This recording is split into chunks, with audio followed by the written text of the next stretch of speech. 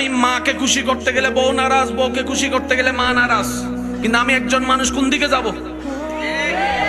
ইসলাম বলে তুমি তোমার মার কি? সন্তান। তুমি তোমার বউয়ের কি? স্বামী। শব্দগুলা খেয়াল করবেন। তুমি তোমার মার সন্তান, যার পায়ের নিচে তোমার বেহেশত। তুমি তোমার মায়ের পায়ের নিচে। তুমি তোমার বউয়ের কি? স্বামী। স্বামী মানে অভিভাবক। অভিভাবক কি নিচে না উপরে? মায়ের পায়ের নিচে তুমি, আর বউ তোমাকে মাথার উপর রেখেছে, কারণ তুমি বউয়ের অভিভাবক। তো উপরওয়ালা তো নিচের ওয়ালা মতো হয় না, নিচের ওয়ালা তো উপরওয়ালার মতো হয় না। এবার সে বলে আমি করব কি?